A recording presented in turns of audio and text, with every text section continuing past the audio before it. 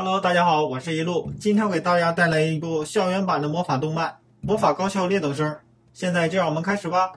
魔法这一作为童话类的产物，在21世纪初作为现实技术而实体化。随着2030年天气剧烈寒冷化、粮食产出情况恶化，以及围绕着能源的纷争，直到2045年开启了第3次世界大战，长达20年才结束，人口剧减至30亿。这场战争之所以没演变成核战争，全靠魔法技师在世界团结一致，竭力阻止。所以在21世纪末的今天，在不安定的事情下，各国开始竞争培养魔法师。女主的哥哥为了保护妹妹，化身为魔神，独自步入战场，凭借着魔法一己之力结束了这场战争。大战后的岁月里，曾经被称为英雄的斯波达也在入学考试中因为魔法实际落后而被选为2等生，进入了国立魔法一高。那里是为了培养魔法技师而设立的国家级专业机构。打野的妹妹深雪作为新生第1名，代表学生讲话。在国立一高，1等生非常歧视2等生，从入学仪式的会场安排上就能看得出来，前排是1等生，后排是2等生。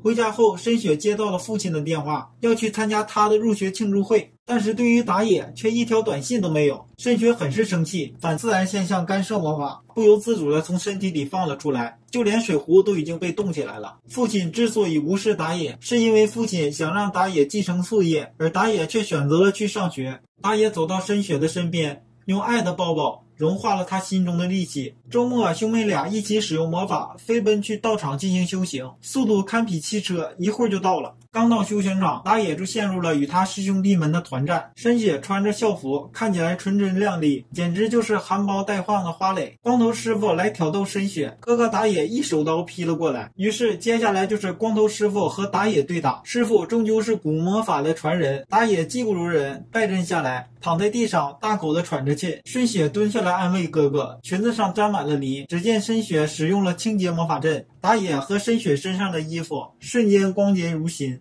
第2天在校园里，打野使用键盘来登记课程表，并且速度飞快。前排的同班同学雷奥感叹，现代人已经很少使用键盘了。打野说自己的志向是魔工技师。同样身为同班同学的艾丽卡和美月也做起了自我介绍，并且都表示非常佩服打野，那可是学霸中的领域啊。午休的时候，打野的妹妹找哥哥来吃饭，可妹妹的同学却说出来1科和2科一定要分清楚这种话。为了妹妹不为难，打野说自己已经吃完了，要先走。妹妹的同学看到深雪也想跟自己的哥哥回去，上前阻拦。此时的美月正义感爆棚，怒斥道：你们有什么权利拆散他们？大家都是新生，此时此刻2等生和1等生又有什么区别呢？深雪听到这话立刻羞着脸，但是心里却是很愉快。美月的这一番话刺痛了1等生。放学后，深雪的同学以有事为由想要留下他，但是这让他的妹妹很是困扰，于是便演变成了对打情况。以1等生为首的森崎放出了魔法枪，艾丽卡哪会给他时间，动作飞快，先发制人，用护身棍打飞了他的枪。森崎感觉自己被冒犯了，1等生们一拥而上，而2等生们也不甘示弱，准备释放着自己的魔法。这时学生会的会长七草、风纪委员茉莉赶来了，他也先出面道歉，承认自己是闹过头了，这样就糊弄过去。学生会会长也不想难为打野他们，说道学校虽然不阻止学生之间的互相指导，但是施展魔法是有严格限定的。随后学生会会长和风纪委员便不再追究，一起离开了。森崎对打野的帮助一点都不领情，还留下一句狠话：深雪是应该跟他们在一起的。妹妹的同学惠香则是非常的感激打野的帮忙，觉得他很靠谱，于是厚着脸皮跟打野一边聊天一边走。深雪的 CAD 一直都是打野来进行调整的，这让深雪很是放心。而艾丽卡的小棒子也是 CAD， 只有在挥出击打道的瞬间才会注入响子，所以损耗能量非常的小，就和斩盔是一样的道理。没想到艾丽卡也是隐藏的高手，一般高手都在民间。同学们都目瞪口呆，像斩盔这种可以归类为秘技或者奥义技术，比起单纯的响子力量大，更要厉害得多。果然魔法学院是没有普通人的呀。第2天，学生会会长邀请深雪和打野一起来到办公室，学生会成员都在场，看到兄妹2人的亲密样子，感觉好像是情侣一样。打野则开玩笑地说，如果没有血缘关系的话，很想和自己的妹妹成为情侣。这话一说，说，吓坏了众人，自己的妹妹也羞羞脸。会长这一次找申雪的目的是邀请申雪加入学生会作为书记。申雪表示非常的高兴，但是她不能丢下哥哥一个人，便申请让哥哥也加入。但是学校有规定，学生会成员只能从1等生里边选，打野是2等生，所以明显不符合这个条件。风纪委员学生会的推荐名额中，去年还留下了一个空位，到现在还没有补上，就算是2等生也不算是违规。申雪听到后心花怒放，不管是什么，只要和哥哥能在一起就行。打野却有些气愤，风纪委员到底是做什么的，自己都不知道。这些人就自说自话的开始安排了，一点都不顾及他的感受。打野看向小紫，也就是学生会的书记。小紫立刻说道，风纪委员就是检举那些违反魔法使用相关校纪的人，使用魔法进行非法动征的人，并且将其处理。打野表示，因为自己实力差才会被分到2等生，所以不能胜任这个任务。风纪委员沃利说，遇到实力较量的话有我在，剩下的放学后咱们再谈吧。打野在课堂上又深深的觉得自己实力差劲，他想着一会儿还是去拒绝会长吧。下课后，兄妹2人一起来到学生会，茉莉打算带着他们去风纪委员总部进行参观。这时，学生会副会长服部他坚决表示反对2等生进入风纪委员。风纪委员的职务是以实力管理那些不遵守校规的学生，实力低下的2等生是无法胜任的。茉莉指出，打野的实力很强的，他可以正确读取魔法启动式，预测将要发出的魔法，这将那些无法定对撞、只受到轻微处罚的未遂犯形成了强大的约束。而且打野加入委员会还有另外一个理由，就是1等生和2等生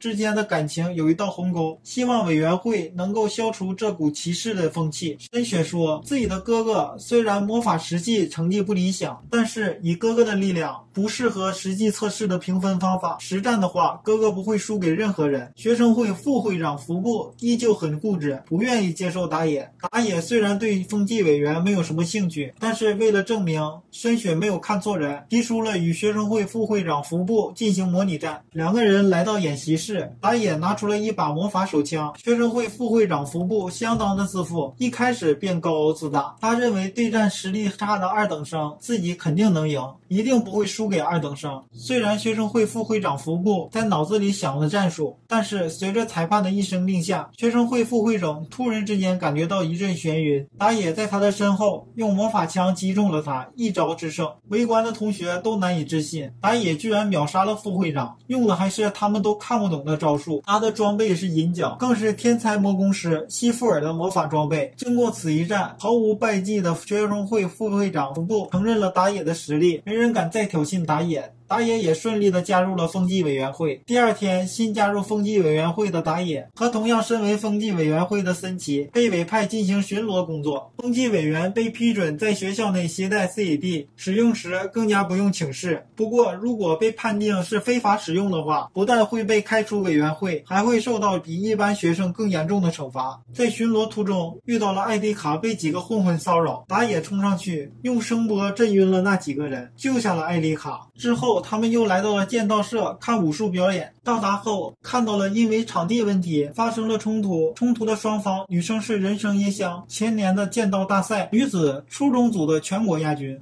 男生叫藤原武明，他是前年关东区剑术大赛初中组冠军。藤原发起了挑战，高手过招，一招定胜负。人生说道，如果是真刀的话，藤原你已经死了。于是藤原不讲武德，使用近战魔法高频刀刃，打野如闪电一般迅速冲到了人生面前，用干涉魔法打断了藤原，直接将其按在地上。堂堂1等生的剑术冠军竟然被2等生压在身下，剑道部的小弟们蜂拥而上，想找回场子，结果打野一个借力就把2个人都撂倒。打野利用魔法封印住了其他小弟的魔法。一旁的主将注意到了打野的表现，事后来到了社团联盟总部，打野汇报了人生与藤原从口角变为私斗的前因后果。七草、茉莉以及一名魁梧的学长认真地听着他的讲述，而这位学长就是社团联盟的头吃文字客人。风纪委员茉莉决定把这次的事情交给惩罚委员会，此事终了。人生被打野救下后，心存感激，想约他一起出去。直男的打野告诉他15分钟之后就到，相约在咖啡厅见面。人生听到了很是高兴，得意的走了。可是深雪的醋坛子却翻了，同时他也担心着哥哥的力量会被某些人利用。稍后打野跑去了咖啡厅，人生正在咖啡厅喝着咖啡。人生见到打野，再一次表示了对他的感谢，并且开门见山的邀请他加入剑道社。在魔法高校里，魔法的成绩比什么都重要。二等生无法接受魔法的实际指导，而且不擅长魔法的人生，他的剑术都会被轻视，所以他们的社团结合了几个非魔法的竞技社团，计划着建立一个社团联盟组织，并且向校方传达自己的想法，告诉校方魔法并不是全部。打野知道了人生的想法后，便问道：把想法传达给校方后要怎么做？人生被问得愣住了，沉默不语。打野在咖啡厅里约会人生的事被大家知道了，茉莉在学生会里打趣了一番，结果深雪的醋坛子破碎了，不自觉地开始释放自然现象干涉魔法。哥哥的话让他清醒过来，深雪为了自己的失态进行了道歉。同打野见面后，人生说风纪委员会的活动引发了部分学生的不满，总是没事找事儿给自己赚取学分。实际上这却是人生的误解，风纪委员完全是一个名誉的职位，在评比方面根本就不会有任何的加分。不过风纪委员会在校内的确是有着很大的权力，有些人自然地认为他们会在权力的庇护下胡作非为，正确的说是有人刻意的操纵出这样的假象。打野怀疑是反魔法国际政治团体布兰奇干的。晚上回到家后，打野向妹妹解释说道，人生所在的剑道社已经被布兰奇的集团渗透，这个集团的口号是反魔法，无法使用魔法，欠缺魔法天赋的人都是他们蛊惑的对象。布兰奇集团的目的就是为了让整个国家的魔法衰退，进行反魔法活动的政治团体，自称是市民运动，不过暗地里却是恐怖组织，而且现在可以确定这帮人正在校内暗中活动。其实打野在执行风纪委员任务时，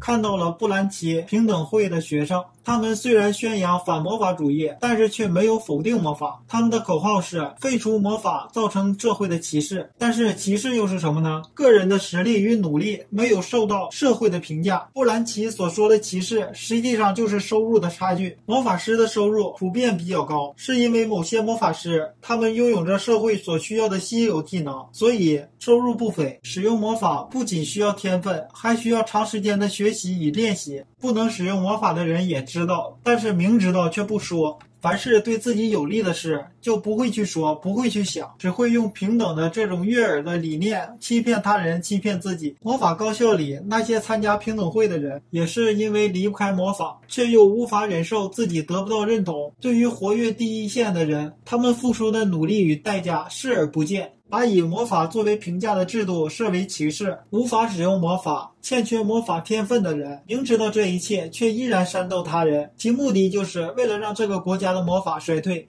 喜欢的小伙伴们还请点赞、留言、关注。